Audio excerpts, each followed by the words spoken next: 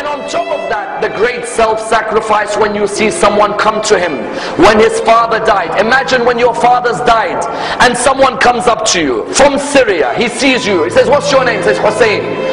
Son of who? He says, son of Ali ibn Abi Talib. He said, may Allah curse you and curse your father Ali. If someone talked like that to you, how would you reply back to him? May Allah curse you and your father. The guy's name was Asam ibn Mustalaq. Imam said, is the wind of this area hurting you? Or maybe you've had a disagreement with your wife. Is there a shelter for you to stay in? Or has no one provided you with clothing? Please come and stay in my house if you are a stranger in this area. Wallah, that person began to cry. He said, Aba Abdullah, I cursed your father in front of you. And this is the way you reply back to me by making your house available for you? He said, this is the family of Rasulullah and the way we treat people. People may come and curse us, but we come back with morals because our grandfather Rasulullah came to perfect the morals of mankind.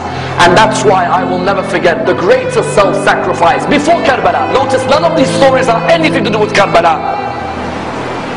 Before Karbala and the battle of Nahrawan, the soldiers who were caught by Ali ibn Abi Talib were standing there. One of the soldiers, you all know him very well. He was fighting Ali ibn Abi Talib on that day. He had some rope around his hands. It wasn't too tight, but it was around the hands. Imam al-Hussein was walking past. He saw that soldier. And the soldier looked at him and said, Hussein, I beg you, please remove this rope from around my hand, because the rope is causing nervousness in me. Remove it. And I'm asking you. Imam al-Hussein went back to his father. He said, oh my father, I'd like a favor from you. He said, what is it? He said, this person over there, do you see him? He said, yes, I see him.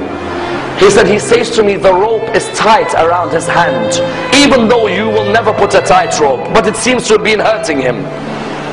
And he asked me to remove it. Oh my father, do you allow me? He looked at him and he said, Aba Abdullah, go ahead. Aba Abdullah, why do you want to answer this? He said, Father, when someone asks through me, how can I reject? I don't want the person to be embarrassed. When you realize who this person is, that's when you realize how magnanimous a man this man is. He went back to the person. He said, give me your hands. And he removed the ropes from the hands of Shimr bin Dil-Jawshan.